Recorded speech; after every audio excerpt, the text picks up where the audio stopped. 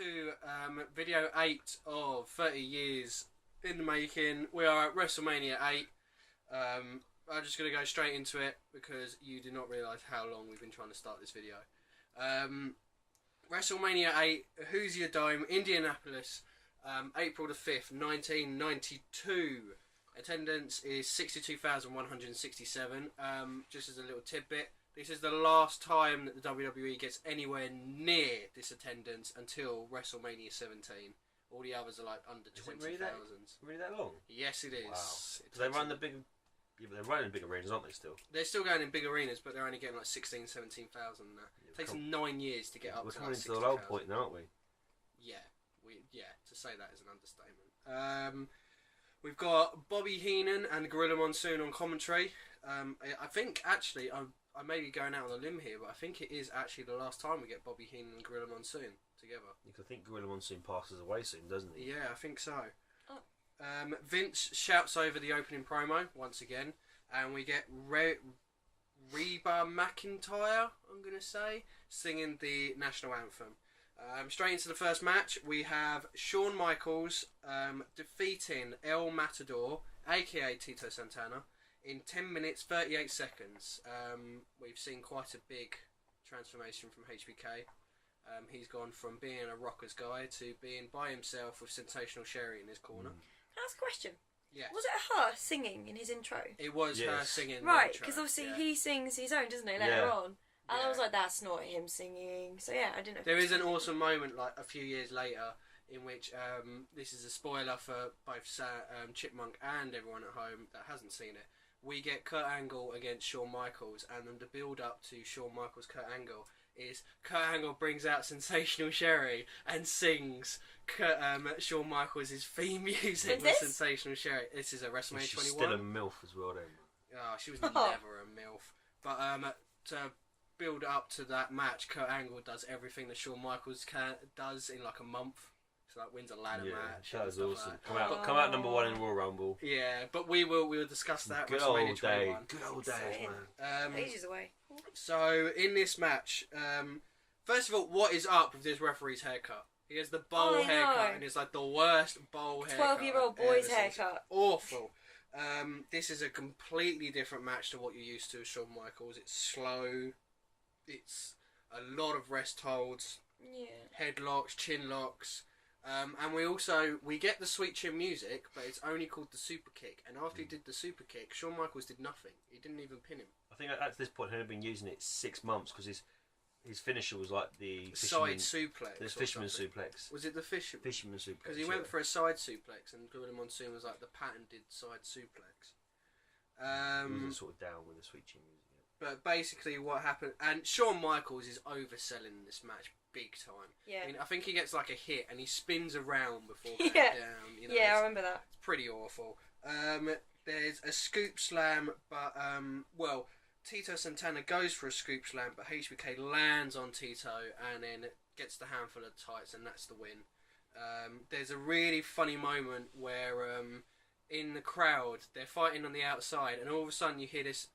I don't know whether it was a man or a really small boy, but all you hear is "Go home, Shawn!" from the crowd. Yeah, "Go home, Shawn!" which was quite funny. And then after the match, we get to see this sign which says, "Talk is cheap, so is she." We're seeing a different kind of WWF come in. Society's changing, man. But I'd like to say this is probably the worst HBK Shawn Michaels match we've seen so far. You know, which isn't a good sign really for his singles career. You know what? I'm putting my head out there. I'm going to say this Shawn Michaels goes nowhere. Okay. I don't know, man. I think he might have. I think he gets like a kind of a decent mid card run, man. I think he makes a bit of money. What's that? Now Hart thinks that Tito Santana's going to have a better career than Shawn. Tito Santana, I think Hart needs to shut up. Isn't he? I think he's the WrestleMania main event next year, isn't he? Tito Santana. Tito Santana. I think if I remember correctly, it's Rick Martel. That's his Tito Santana. It should be. Right, we go back to the back with Jim Duggan. No, we don't go to the back. We stay on the stage floor, in which we get Mean Gene Okerlund with "What a Rush, Legion of Doom, with Paul Ellering. That's meant to mean something, I guess. Paul Ellering's their manager. Yeah, this is the first time that he's been there. It was meant to mean something, but it really didn't mean He's their manager in real life. Like, actual real life agent. Oh, was he? Not just, like, gimmick. This is a shit promo from all of them. Yeah. So up Legion of Doom promo. What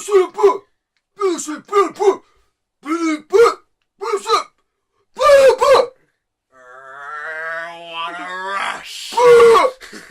That was the promo we had. The crowd was really responsive. I'm not surprised. They don't understand what shit they're being given. Well, I mean, look at the main event. Then we go back for, once again, another great promo from Jake the Snake Roberts. It seems like every time we are doing this review, I am talking about Jake the Snake's promo. It's a great promo. One of the best of all time, man. In which apparently Jack Tunney has banned Damien from ringside. And we get this really stupid video package where Jake the Snake traps the Undertaker's hand in a coffin. And then he's hitting him with a chair. And then we go into The Undertaker with Paul Bearer defeating Jake the Snake Roberts in 6 minutes 36 seconds. Awesome. Bobby Heenan was on fire during this match. Okay, I have like 4 different things that he said in this match that I had to write down. Okay, did you have one that you wanted to say? He always seems to smell of formaldehyde. And then the other guy was like, I thought that was your cologne. Yes, cheap cologne. Yeah, that was one of the ones I wrote down. I also wrote down Death Never Takes a Holiday, in which Gorilla Monsoon was like, God, do you ever stop? And then he goes on to the next one. I'm sorry, they just keep coming to me. It's like I have 2 brilliant minds. And then he turns around and says, do you know how Paul Bearer got the urn? The old-fashioned way. He earned it. Awful, but brilliant. This match was like a game of 2 halves. Like, the first half of it was really slow and it was really boring because it was basically The Undertaker not selling anything. This was during the days in which you hit The Undertaker basically the way that Kane was when he first came in. He doesn't sell anything. The thing is, I understand and I'm watching it and I'm thinking he's not selling anything. But on the other hand, for once, I didn't care. I found it really chilling. He was like the Terminator. He was just walking around the ring, taking these punches and just carrying on, and it was just like he was invincible. I didn't think that until the turning point of the match, where Jake the Snake basically hits The Undertaker with the DDT. And obviously, if you know The Undertaker, you know what's coming. And Jake the Snake is about to go for the pin, and Undertaker sits up. And that is when the whole match changes. Because I'm used to, when The Undertaker sits up, he sits up really quickly. But during this time, The Undertaker just gets so slow, and it was Michael Myers, that's what it was. Yeah, it was so creepy to see. Well, that's where he got the spot from. Probably. What, Michael Myers? Yeah? That's where the spot come from. Oh, that's a good thing to know. Yeah. Okay. But yeah, it was just so good. I mean, half of the match, The Undertaker looked like fucking Lurch from the Addams Family. Yeah. And then the other half of the match, he looked like a beast. Basically, and then he sat up slowly, and then Jake the Snake hit a second DDT, and Jake the Snake decided to go out to the outside and try and hit Paul Bearer. And as he's hitting Paul Bearer, like for instance, as you said, Michael Myers, you see in the background The Undertaker sit up. It's the slowly. shot of the 2 of them, and then between them in the background, you see him sit up. You just see The Undertaker sit up, and then he slowly gets out of the ring, and then grabs Jake the Snake and hits the tombstone on the outside. Throws him into the ring, and then we get that the first of what we've seen of the cross-armed pin. 1, 2, 3. Jake the Snake is number 2 of the streak gone. Like I said, the second half of that match was so good, just for the storyline. We then go to the backstage with Mean Gene Okerlund, in which we have Bret Hart on one side, Rowdy Roddy Piper on the other side. And Piper spends half of this promo going on about how he remembers Bret Hart being a young boy, and slowly he is obviously taking the mickey out of Bret Hart, but he's also talking about the Hart family. You know how Bret Hart was apparently too slow to learn how to use the potty and stuff like that. And then he goes to touch Bret, and Bret just shoves him off, and then that's when Piper got really serious, and Brett was basically, I'm going to take your title, and Piper was like, oh no, I'm going to take you, I'm going to... Like, and then he gets like this little belt from underneath his belt and threatens him with it. And then they come to the ring, and we get Bret Hart defeating Rowdy Roddy Piper for the WWF Intercontinental title in 13 minutes and 51 seconds. Good match. Good finish. It was a good match. Bloody. It was a bloody match, yeah, it was. Now, I would like to say... Sorry, I will let you talk in a second. I would like to say that for the first 5 minutes of this match, this is the most technical and most mat-based wrestling I've ever seen Rowdy Roddy Piper do. It was pretty awesome to see. Elbow tie-ups, arm drags, tests of strength reversed into arm locks. It was, and then Piper just chopping the shit out of Hart's chest. What was you gonna say? Oh, nothing. No, I'll say this. I'll say it in a second. Oh, okay. Then Brett starts to fake an injury. He does a bit of Eddie Guerrero and then rolls him up for the small package for a quick 2 count. Then Piper decides to slap Brett and it gets a bit more serious. Brett cross bodies to the outside on Piper, and then all of a sudden Bret Hart is bleeding all over the place. I mean, this is not just a normal blade job. He was literally sprinkling that ring with blood everywhere.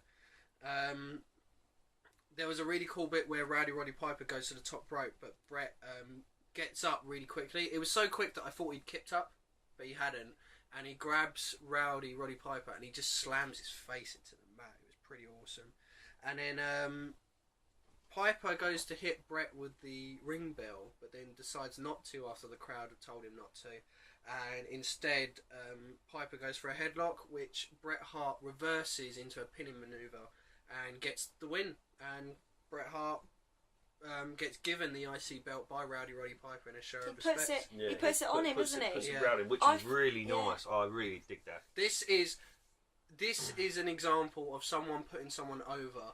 Unlike another match that they're going to discuss later, this is an example of how you put someone over.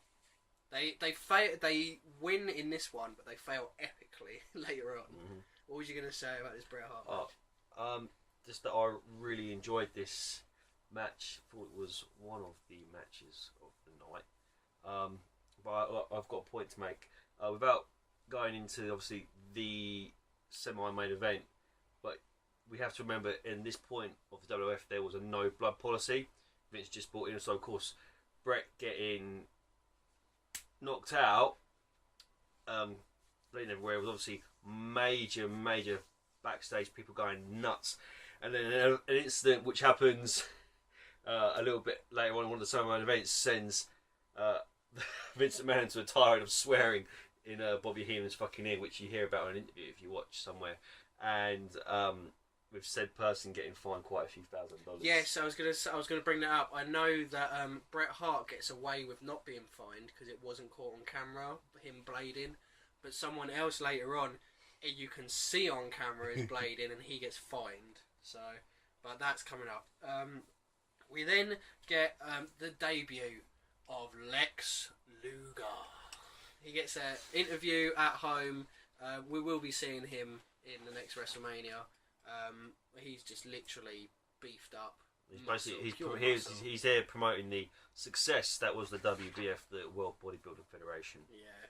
Which could have come at a better time for the steroid scandal coming about. So as you can imagine, the WBF wasn't a roaring success. It's just another example of one of those WWF projects that just dies on its face. Probably what the WWE Network will do.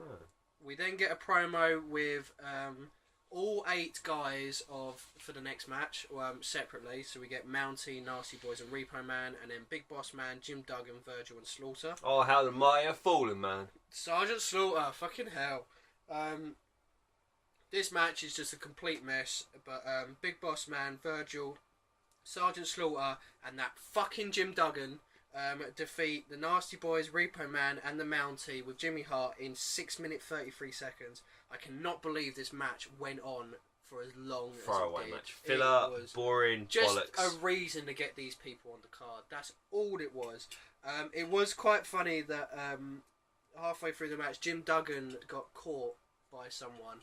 And Gorilla Monsoon literally said down the microphone he did one too many hoes. Wow. That's up there with probably a few WrestleManias ago when Gorilla Monsoon randomly said he likes to puff on that weed. Which was quite interesting. Oh, you wasn't there for that review, was you? I missed that. Yeah, it was the Rowdy Roddy Piper segment with some guy who was smoking, and he says he likes puffing on that weed. No, Gorilla Monsoon said that. Yeah. Fucking awesome. That was our line of the night. Basically, Virgil covers Nasty Boy number 1 and gets the win. Sean Mooney is then out the back with our first glimpse of the Nature Boy, Ric Flair, and Mr. Perfect for a nice little promo. Fantastic. Yeah. Then we move over to Mean Gene, trying to get an interview with Savage, but he refuses an interview. See, I like this build-up for this match, man, because it was personified everything. It was Flair giving it all of Flair, what Flair does best is woo and talking and bigging everything up, bigging himself up, talking about the world title, just talking about the storyline headed in, talking about Miss Elizabeth, fantastic, man, just perfect build up, and then turn away to Savage, because Savage is normally the main man on the mic, but Savage with the storyline of how it was like with the breakup, with it didn't know whether he was with Elizabeth and bits and pieces, and Savage just being so focused on the title. It was awesome, man. It was really good build up. It was a really good build up. So then we go into the match. Randy Savage, who has Miss Elizabeth. You got this there now. Yeah, I know.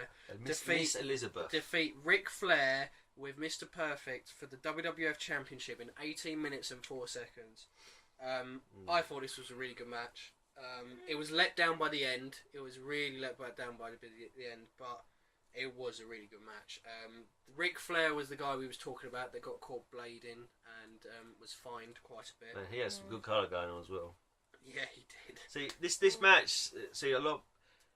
This match should have been better than what it was. Go forward about 5-6 years, and you go to when the WCW days, and obviously Hogan, fucking Hogan. Yeah, well, fuck Hogan. Everyone says about the NWO changing the fortunes for WCW. That's a lie. Well, it's not part lie, but Savage and Ric Flair had a fantastic feud going on, which turned WCW's house shows around and got a lot of fans back into WCW. Savage joining, it's gone off a tangent a little bit, joined WCW. He put DDP over, he made DDP a star back in WCW, man. He did a lot for that company, for WCW back in the late 90s. So, yeah, definitely this match should have been a lot more than what it was. Flair says I've read Flair's book, and Flair speaks about this match, saying about how with Randy Savage being such a bit of a paranoia and a bit of a perfectionist, used to go over all the spots, every high spot, every move, the finish, just over and over again, just choreographing his matches to the T. Savage could never call anything on the fly, and that's the same thing that Savage said about their match at WrestleMania III. For as good as that match was, Steamboat and Savage probably had one of the greatest matches of all time. Flair could not get into this match, and I think you can see that a little bit in Flair. It's sort of a bit like it's something that's Flair's not firing on all cylinders. I mean, it's a good match, but again, I think the ending is kind of like the finish of the match is shit. They should have had Savage go over clean, not with a cheap pinfall. Either have Flair get the cheap pinfall to retain the title, or have Savage come over strong with an elbow. But instead, it looked like a little heel cheating, and then at the end, Savage wasn't celebrating. And this match, I mean, this match personally had already lost about 50% of its like steam going into it because of how like it was down the card. It should have been a main event. Build up for the match was fantastic on the pay-per-view, but where it was placed on the card shouldn't have been where it was. No, I agree. It should definitely have been main event. You've got WWF Championship. You don't need to have Hulk Hogan in the main event. It's the same argument that we have nowadays of Cena in the title. It's exactly the same. It was a decent sort of length match, but they rushed it at the end. It was so sudden that it was given a mid-card ending. Yeah, it didn't really make sense because, like, I don't think Savage was ever actually in. No, he was in the figure 4 leg lock for a little while, wasn't he? When Elizabeth came out, and Flair kicked out of the top rope elbow. Why not just do the top rope elbow for the end? Not have Savage suddenly roll up Flair and get the tights, because then you've got Flair, who it's known is leaving, has the out, and Savage looks like he's going to be starting to turn, which obviously he wasn't. You know, it was just a really weird ending to what was actually quite a good match. Could have been so much more.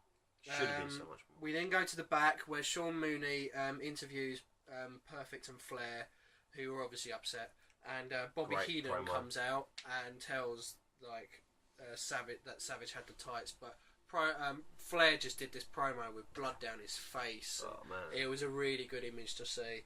I mean, I think that would go with the image of like the Undertaker sitting up slowly behind it. It was a really cool image for the WrestleMania.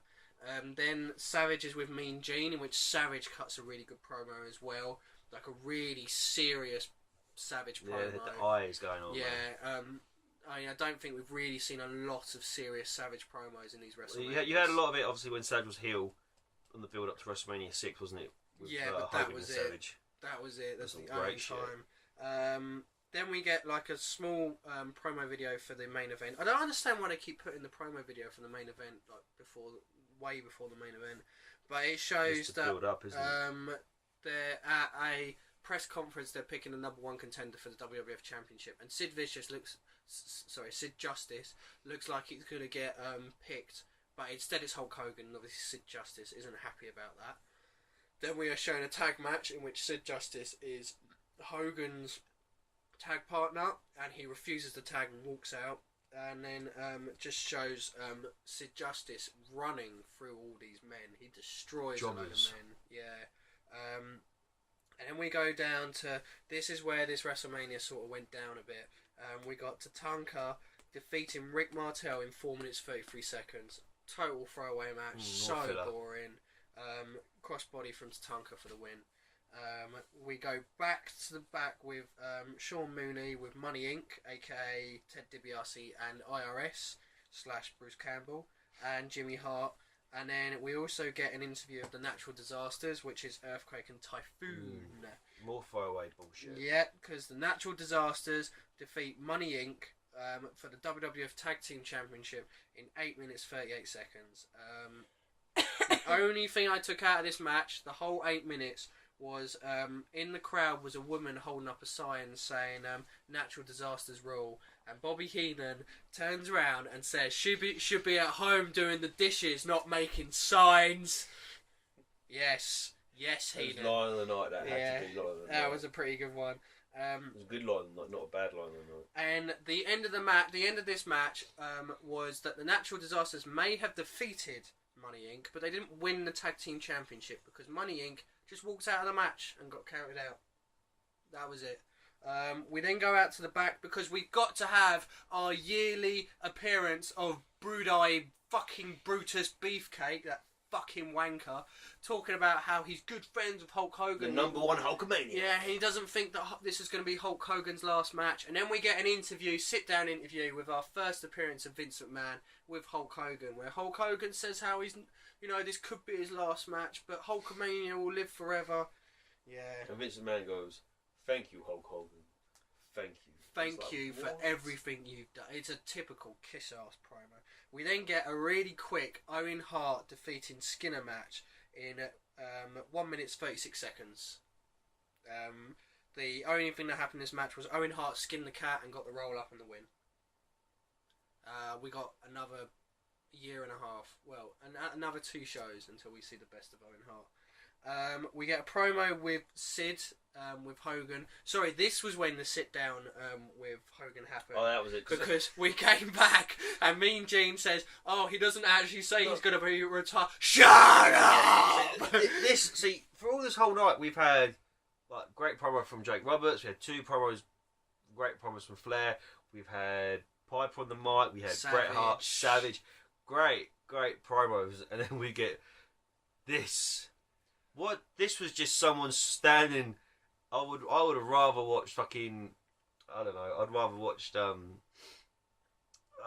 who's an awful promo. I would rather watch 3 hours of fucking Warlord versus Barbarian than this promo.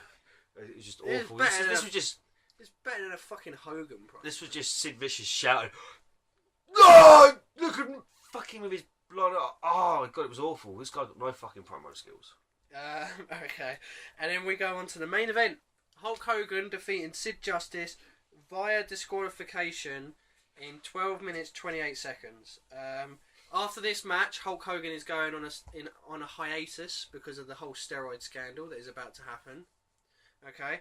And I'd like to say the start of this match was fucking stupid. Hulk Hogan's music hit, and Sid Justice goes to hit Hulk Hogan whilst the music is going. So Hulk Hogan beats up Sid Justice in the ring, and his music doesn't stop playing because he has to rip off the shirt. I can for just the imagine music being to backstage. come off. Hey brother, make sure that music plays until I tear off the shirt, dude. Yeah, but not only that, what a great way to make Sid Justice look good. He beats up Sid Justice before the match has even started, before he even manages to rip his shirt off. You know, that just makes Sid Justice look like shit. Yeah, and then there's lots of walking around the ring from Sid Justice. Loads of time wasted in this match. This match was not a 5-class. No, 5-star it wasn't. classic. I would like to say that I was enjoying Bobby Heenan was really laying into Hogan during this match. I mean, really laying into him. It was like how, you know, he doesn't need to always be in the main event. He doesn't understand why he's there, sort of thing. It was so nice to hear Bobby Heenan. Shoot. Yeah, I'm hoping it was a shoot because Heenan just shits all over Hogan. Then, and not only that, Hogan gets a power bomb from Sid Justice, and he starts fucking having a seizure or something. I didn't understand. And that power bomb was shit as well. It was an awful. It's not a Kevin Nash power bomb. It was more like I'm going to just drop you, Hogan. Yeah, but I don't understand why Hogan decided to sell it like a fucking seizure sort of thing, and then like. Vicious is trying to. I keep calling him Vicious. Justice covers him for the. Call him Sid Vicious. Yeah, fuck it, Sid Vicious from WCW. He covers him. Hogan kicks out, starts hulking up, and Hogan hits the big boots. We've never seen this before. No, of course not. And Vicious doesn't go down, so Hogan scoop slams Vicious, hits the leg drop. This is where the ending was fucked up. Okay, this is where it got fucked up because the original plan was Hogan hits the leg drop, but Papa Shango comes out and interferes in the match to cause a disqualification. Papa Shango missed his cue, and Sid Vicious kicks out of the leg drop when he shouldn't have, and then they panic, and Harvey Whippleman quickly runs into the ring, and the referee's like, "No, you're in the ring! Disqualification! Just end the match, please!" Sort of thing. Biggest fuck up to WrestleMania of all time, surely. And the main event ends in a disqualification. You can never ever have a WrestleMania match end by DQ. Well, not only that, how shit does that make Sid Vicious look? How shit does that make him look? Everybody just looks like a bunch of fucking wankers. Yeah, and then obviously Vicious and Shango are beating down on Hulk Hogan, and then and out comes the Ultimate Warrior to make the save, and all of a sudden Sid Vicious is kicked out of the ring, and Hulk Hogan and Ultimate Warrior did a pose down to end the night. I think that Sid Vicious is going places. Yeah, I think he might be as well. Especially by the way this main event happened, he was made to look like a fucking star in this match. Like I said, it's exactly the opposite of how Rowdy Roddy Piper made Bret Hart look. Yeah. Awful main event. by this tenure with WrestleMania 8 now, we've had 8 years of Hulkmania. I mean, it's starting to. You can see a lot of fans. It's like the reaction. The match lost a lot of heat. I think near the end, people would sort of sit on their hands a little bit, even though there was still a lot of screaming. But you can see there's a lot of people like. It didn't have that same buzz that people used to get up for Hulk Hogan, and it was like Hogan was more pan. Was like, come on, give it to me, give me them cheers. Yeah, there you go, Hogan. I mean, it's time for Hulkmania to die soon, man. And it is like a prime example of how WWF/E do it, because Hulk Hogan obviously always stayed as babyface at WWF, didn't he? Then went to WCW and had the famous heel turn that revitalised his career, which is ironic because nowadays you have exactly the same thing happening with Cena. WWE is refusing to turn their top babyface because they're scared. I mean, if Cena randomly went to TNA, would he turn heel and light a fire under TNA and cause like the Monday Night Wars sort of thing? But something is seriously fucked up going to have to happen for Cena. Yeah, of course there is. But you know, that is just, it shows what the WWE is doing it again. And this, I think, this has got to be like the second or third main event in a row in which we've had Hogan in it, and I've just been bored during the whole main event. You just find yourself turning off. You're like, He's got to go. He's got to go. Ding, ding, ding. Yeah, he's got to go. Come back to life now. But as for the show, it's funny because it's exactly the same as the Undertaker match. Actually, it's a show of two halves. Mm-hmm. The first half is awesome. You got all these matches. I think you got like 3 great matches, a pretty shitty match, then another great match, and then it was just all shit after that. It's like Sam made a good point earlier saying about you can start to see. Who's Sam? That's Sam. No, that's Chipmunk. Oh, sorry, Chipmunk. Kayfabe! Kayfabe. Kayfabe! Shit, sorry. What's that, Hart? Yeah, he did just fuck up. Hey, man, I'm a shooter. You know, I'm for real. Yeah, what was you going to say anyway? What did Chipmunk say? She said, she made a good point about you can start to see the differences of how, like, the WWF's changing. It's sort of slipping towards the in-ring work, the wrestlers. It's not as clunky. It's not as old. It's not as...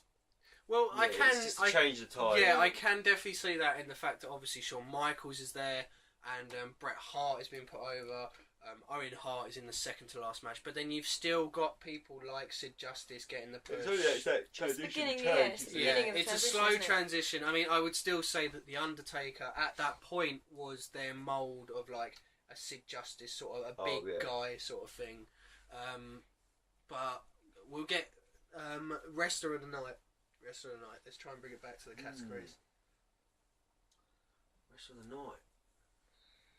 So this is a hard one for me because I think there's a lot of contenders, man. Roddy Piper, because he made Bret Hart look like a star. Yeah? Yeah, Roddy Piper. Roddy Piper for me. I'm going for the second half of that match. I'm saying Bret Hart, because just Bret Hart. If you watch these Manias like one by one, Bret Hart, like there's a couple of people on this card, and Bret Hart is a major one of them, in which he just brings something completely new and completely fresh to the whole product. And I'm glad I never saw this match, and I love the fact that Piper put him over. Manias are starting to get that real main event feel now that every match is special on the cards. Yeah. They just need to get the order right. Well, we're not talking about the match that was the best so far. I think it's almost obvious who we're all going to pick, but both of those guys should be guys in right. I'd like to pause. But I'm not shitting all over this, but you are not going to pick Shawn Michaels, are you? No.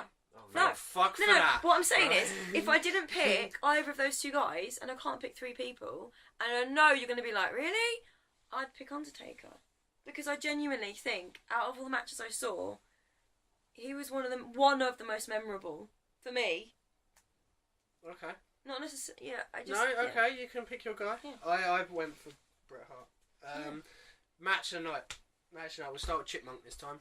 Okay, it is going to be the Bret Hart Piper match, and honestly, I'm a bit peeved that moment. That was a WrestleMania moment when Piper put the belt on Hart. Like that was it. That should have been the finishing moment, and it wasn't. Yeah. And it was really frustrating. Like we could have turned off at that point. It wasn't bigged up as much as it should have been. That we could have switched off at that point, and that would have been WrestleMania. But no, we had to carry on. It was terrible. That was it. Again, I don't know. For some reason, just because of the stature and it's for the title, it's the Flair Savage match. Because even for as much as I'm disappointed in it, it's still a good match. And Flair still was a champ in that. Obviously, apart from obviously Roddy Piper carrying, I'm not saying Bret needed to carry, but Bret wasn't a ring technician. But he is a ring technician, yeah. But obviously, Piper's the veteran still, and obviously he made that match the match it was. It is a great fucking match. But for me, Flair still brought the best out of a bad situation of a match with a bad finish, but it was still a very entertaining match, and he still brought everything to it. And I mean, I would say Flair's the man of the match, but man of the night. But Piper just that little bit extra with Bret Hart. But yeah, that's my match tonight. Is the main event. Mine is the title match. Mine's obviously got to be the same as one of you two. I'm going with Hart Piper because, like I said, I'd never seen Piper do what he done in that match. I've never seen him be technical or anything like that, and it's just is a great example of building up a star. And we see in the WrestleManias to come how that is the start of Bret Hart becoming a huge part of the WrestleMania. I think I said it in the last video that Bret Hart's influence on WrestleMania is downplayed because of Shawn Michaels and The Undertaker, but Bret Hart has a huge fucking massive thing with WrestleMania because, like, not to spoil anything, but he makes Shawn Michaels, he makes Stone Cold, he makes all these people he makes Yokozuna, you know, he makes all these people at WrestleMania, and it's just downplayed what he does. And a great way, it's so nice to see how this guy is being built in front of me. This is back in the day when you watch it, and this is what I would say, like, this is the difference in the product that we have modern day nowadays. Even just like talk about promos, man. You had guys cutting promos, just they were from their characters, just there from what it is. They didn't have a writer, they didn't have a production team doing all that bullshit. Now look, damn cat, man. Now I'm talking, man. I'm talking about promos, and you know we just don't get that good shit. This is the magic that's missing from the product nowadays. Is stuff like this WrestleMania products on this bit. I will powerbomb you. Okay, we're going to move on to... no, we won't do that. We'll do the commentator's line. Commentator's line of the night. There was a few. Bobby Heenan was on fire. Bobby Heenan had it. He was awesome. For me, it's got to be the kitchen line. Oh, she should be in the kitchen rather than making the sign. Always a good one. That one tickled me right up. Chipmunk? I think you smell like formaldehyde. Oh, is that your cologne? Yeah. Whatever it was, yeah. Oh, that's really hard because I kind of want to make a different one, but it feels like your one should win it. I don't know why it really tickled me, but the whole. Do you know how Paul Bearer got his urn? He earned it. It's just really good. Yeah, Bobby Go Heenan Home was Sean awesome. was good as well. Yeah. Just obviously me stepping back into these videos, I've missed a couple of WrestleManias. The chemistry between Heenan and Gorilla Monsoon is awesome.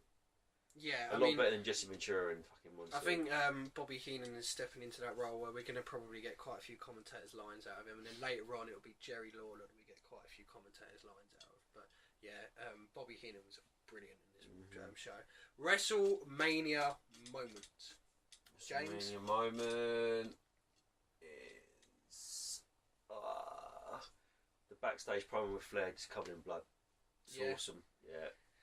I found this one really hard because for the first time I think there's like 3 or 4 good moments in this. There's the one you said. There's Piper putting the belt on Bret. There is that amazing shot, which is my moment, by the way. The amazing shot of Jake the Snake Roberts going to fight with Paul Bearer, and you see the Undertaker slowly sit up like out of Halloween behind it.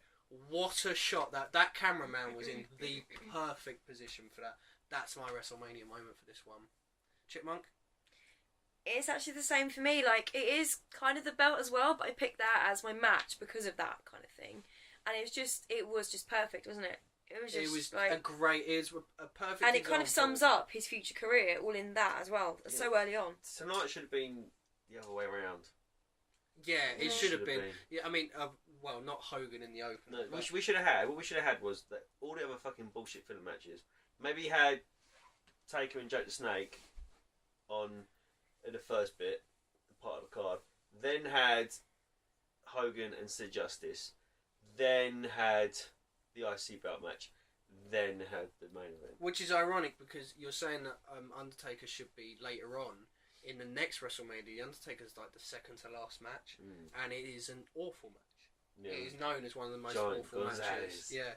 People had to fucking work with. But that's the next one. Yeah, Undertaker. When we get through his streak, the people he's had to work with, fucking hell. But rating of this WrestleMania, I'll go first because I haven't gone first yet. Like I said, this WrestleMania is of 2 halves, which is really hard when you try to rate it. Because one half was just pure shit, and the other half was awesome.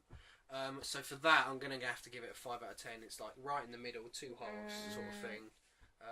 You? I was going to go a little bit higher with ratings. I'm a little bit more forgiving, but today, again, like you say, man, there was some real stinking. There was a real mix of like diamonds and turds today. Yeah. And we just mixed them together. 6 out of 10. 6. Okay. And Chipmunk? I think first half deserves 7 and the second half deserves 2, so I'm going to go for about 5. Yeah, it's just a shame because they were obviously onto a winner and then they shot their load. They're proving they know what they're doing, they're just not doing enough of it.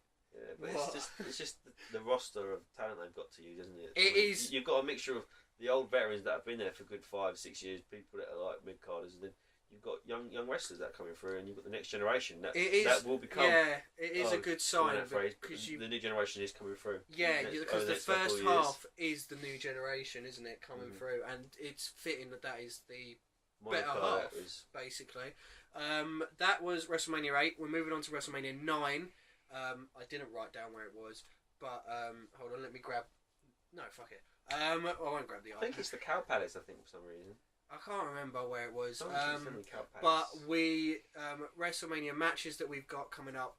We've got Bret Hart facing Yokozuna for the WWF Championship. Bret Hart is actually the WWF champion. He's champion walking in this. Yeah. Yeah. We won't mention anything about that match. We've got the tag team match, which is a semi-main event, which is Hogan and what's the name there? No, Hogan's not in the match. Yeah, it's Hogan and British Beefcake against Money Inc. for the tag titles. Is it? I believe so. It might be. I didn't see that. I'm pretty sure it is. Unless it's got a funny name. I didn't think Hogan was wrestling in the next one. Yeah, he's but they go on just for the end of the second half.